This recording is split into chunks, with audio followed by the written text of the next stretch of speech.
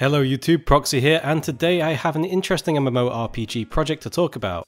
So let's get stuck right in and talk about this new game in development, Fractured, and give you a basic overview of what this game is supposed to be. So what is Fractured? Fractured intends to be an open world MMORPG that combines action combat with fully interactable environments in a dynamically altering set of worlds. Notice I say worlds and not just world. The aim is to please competitive PvP MMO players as well as those that enjoy a more casual cooperative style of PvE by using their planet-based segregation rather than a server-based one. Fractured claims to have a horizontal progression design in which a player will never have to grind to be able to join in on the fun. Now I have seen claims like this before and either they never hold up to the claim or the game's content is so easily completed that I literally stop playing. So I would definitely like to pick their brain on this subject at some point to see how they intend to accomplish this feat with their achievement system. I generally prefer games that have a vertical progression as a focus, and I honestly don't mind grinding as long as the grinding is meaningful or fun. So I'm interested to see if a horizontally progression based MMO such as this could actually hold my attention. Fractured seems to put a large emphasis on your own skillfulness and cleverness and not so much on your equipment or level being important for defeating foes. Once again, something many games have claimed before, but it's actually very rare to see an MMORPG actually adhere to that. The game will also include the usual tropes such as crafting, trade and adventure, but as a more unique feature allows guilds to create their own settlements and grow them into world-expanding empires. And that's the kind of features I like to see. So let's take a look at some of the game's currently expected listed features. The game will be on a single server, similar concept to EVE Online.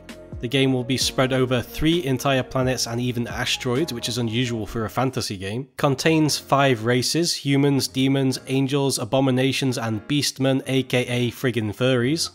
A religious system, a system for exploration, contains survival elements, guild-based empire building mechanics, action-based combat from a Diablo-style perspective, multiple class, schools and knowledge paths, crafting, a well-structured economic system, guilds as previously mentioned, tools for some roleplay such as alignment choices, and Fractured will be a buy-to-play title with a cosmetic cash shop and a VIP subscription. So feature-wise it seems like it could be an interesting game. Let's go through this list of features in a bit more detail.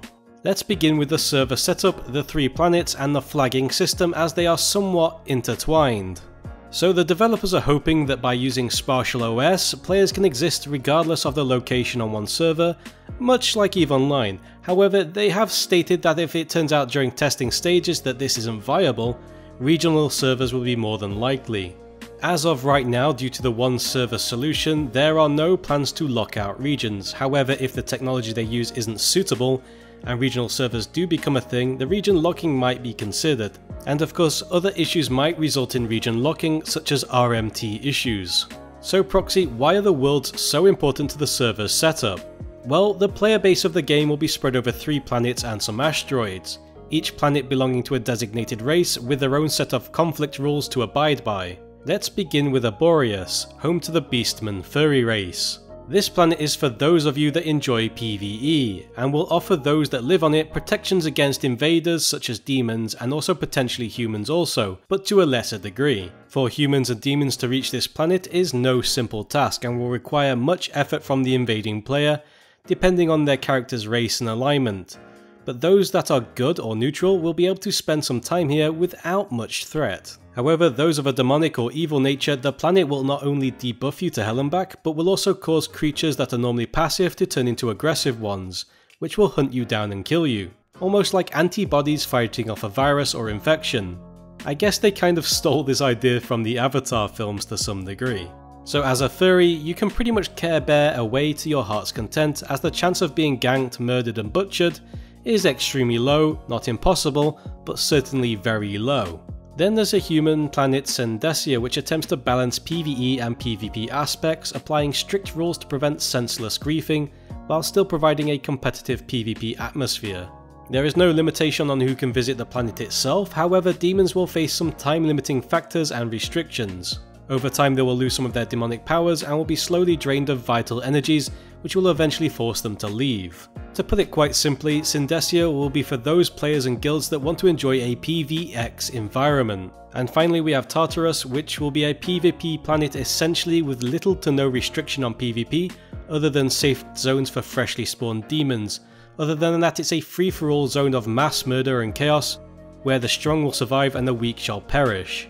Furries can visit, however they will be cursed heavily upon arriving, which might kill those of a weaker constitution. Humans on the other hand can visit more freely, but will lose karma the longer they stay. Tartaros is essentially the home to the demonic race and is a true PvP haven, with full loot, no crime-based punishments, and an extremely harsh and unforgiving environment for all those that inhabit it. Now there is 2 additional races which are abominations which also live on Tartaros, as well as the possibility of playing angels which can live on Boreas or Syndesia. Now this is a quite unique approach to keeping the player base neatly divided but also still united within one game universe, and more importantly on a single server. Now a lot of MMOs will outright just put players on entirely different servers with PvE and PvP labels, declining any potential interaction between playstyles, and I quite like what Fractured offers its player base. The concept is similar to what EVE Online's high-sec, low-sec and null-sec securities, providing an environment for all types of players to enjoy and thrive in. And while this system is similar to EVE Online's security status system, it's not quite the same. This one offers something quite unique to the traditional MMO industry as a concept, and a concept I quite like, to be honest. The game will contain interplanetary travel of a high fantasy nature, and the worlds will be quite large in size. Most of the world's development, such as towns and cities, will require a lot of interaction from the player. So now we have some sort of sense of the universe design, let's talk about the religious system briefly. Religion in Fractured has limitations on what gods you can pledge to, though it won't be completely limited to your racial selection, but more so your alignment. Alignment seems to take on a D&D approach, with having good, evil or neutral roles, as well as lawful and chaotic aspects to boot. Devoting yourself to a god will allow you to gain favour, and perhaps even let you access some unique schools of magic and even receive blessings. Though not much is known beyond this, other than you can only dedicate yourself to a single god at any given time. So what about exploration and survival elements? The game will contain open world PvE events, open world dungeons, open world activity hotspots, and the general design of the game is to keep away from using any form of instancing to make the world feel more immersive and connected. The game is also a full loot game, so if you die, all your gear can be looted even on the PvE planet, though if you reach your corpse in time, you can regain all the loot that was lost with ease. This will come alongside hunger, thirst, biomes, and somewhat the traditional survival game elements in an MMO setting. Now while I don't mind full loot in my MMO, as for me it's somewhat reminiscent of Ultima Online, I often find that in an MMO setting, eating and drinking can almost feel like a tedious chore rather than a feature. However, I'll reserve any further judgment until I've seen the actual implementation though. Also to note, Fractured will not have a conventional questing system, but few details are on offer as to what they will be using instead. And also to note, mounts will exist and will also be useful for carrying gathered materials. Anyway, let's move on to empire building. With empire building, if the player chooses to engage in this activity, they will quickly find that it is of a modular design. You will get to plan out the overall design from pre-made structures and items, and choose where to place the houses, the roads, the pavements, and the general layout of towns and villages all over the map. Once a town is created by a guild, the guild can then attract NPCs to come settle and start businesses, create revenue, while providing services for the guild and other players. Marketplaces will be of a local design to encourage trade between towns and villages, and buildings will be protected, even player-owned houses, except in the cases of sieges and conquests between warring guilds looking to forge their empires in blood. There will be some area limitations on placement of cities, as well as limitations on the placement of privately owned buildings and houses as well. So let's move on to everyone's favourite subject, combat. Fractured aims to bring top-down action combat to the MMO genre, similar to games like Path of Exile, Diablo 3 and Torchlight, but in an MMO environment with some MOBA-like and sandbox aspects as well. In terms of progression, instead of grinding out copious amounts of levels as a focus, there is a horizontally progressing knowledge system. Consider it in some ways as an achievement system that rewards you with improved skills and expands your existing abilities without me going in too much depth. I've never been a huge fan of achievement systems generally, but linking your character's growth to it is certainly an interesting approach. I wonder if such a system would be successful or not, and remain skeptical that it would be an improvement over traditional vertical progression methods, such as a direct leveling up. But at least the Fractured developers are putting their necks out there and breaking the mold on this issue. While Fractured will not have set classes and will let you build your character with a lot of freedom, there are many paths one can take in specialising certain schools of magic and mastery. For starters, the game resembles a D&D-like stat system, but more akin to how stats work in a Diablo-esque game. It's nice to see though that charisma will be a stat in game, but I wonder if it will have much impact outside of combat. So you will have strength, dexterity, intelligence, constitution, perception, and charisma, which will have various impacts on your character's abilities depending on how you specialise. In addition to this, there will also be schools of magic and mastery such as, but not possibly limited to, abjuration, alteration, conjuration, divination, enchanting, illusionism, invocation, necromancy, restoration, martial arts, warfare, assassination, marksmanship, and finally musicianship, aka being a spoony bard. So if there's one thing Fractured is attempting to do is giving you a lot of choice in building your character. Though as the skeptic that I am, I wonder how long it is before these choices boil down to just a handful of prime, metagame choices, and if they have solutions to limit that usual trend. On top of this, there will also be an abundant choice of weaponry, but not all have been revealed as of yet, so stay tuned for a full roster at a later date. Please gift scythes. In terms of crafting, it seems it will be an important part of the game, and once again, focus is of a horizontal design, as learning new recipes will be similar in the sense of learning new skills for combat. Carts and caravans will trade goods between civilization hubs, and localized goods and marketplaces will augment the crafting system.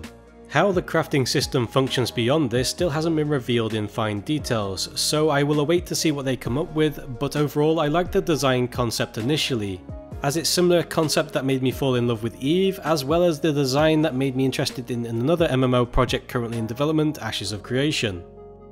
So I quite like that this concept is being displayed in more games, and I hope it becomes somewhat standard feature in the MMO future. As I really dislike the static lazy man's auction house, which funnily enough never actually work like a proper auction house should. In terms of guilds, you will be able to have single race purist guilds or mixed race guilds, however this decision will affect your colonization options and apply limitations, so choose wisely. Guild versus guild warfare seems like it will be a thing, especially in terms of empire building and control, however no confirmed details on just how it will go down just yet. Mixed raced guilds might also face some alignment restrictions, such as good or evil only guilds for example. Guilds will be able to own multiple cities if they wish, however initially new guilds will have a low member cap. The more territory you own, the more you progress, the higher the cap can grow ultimately. And in theory, Dynamite Studios have said this is theoretically limitless, however as the Romans once found out, rapid expansion of an empire can certainly lead to a colossal downfall. On top of this, there will also be alliances, but those will also come with some alignment restrictions. Now in terms of monetization, Fractured will have a cosmetic cash shop and the game will be buy to play. And there is a VIP subscription system, and to be honest, this isn't something I like generally. Perhaps if the VIP system was purely for receiving cosmetic packages every month, but as soon as in-game benefits get involved, it becomes a hot topic on whether it's a pay-to-win issue or not. In terms of cosmetics, however, some will be earnable in-game and some also through their websites and foundation system, which is a very nicely made referral system that helps promote an active community in a nice way. I actually think other companies could learn a thing or two from this referral system, including how to design a nice website, because Fractured website for an indie company is exceptionally well made. So what do I think of the MMO project so far? Well, I think they have some solid concepts and ideas and some fairly experimental ones. I like their planetary system, I like the fact it's top-down action RPG because it's definitely a genre that's in demand. For example, there's a Korean MMO known as Lost Ark and had people awaiting its release for a substantial amount of time, so a Western attempt at a similar game design could be most welcome. I also think a single shard server setup with fully open world environments is what a lot of new MMOs should be aiming for, as traditional server setups with limited player caps come with a whole host of issues.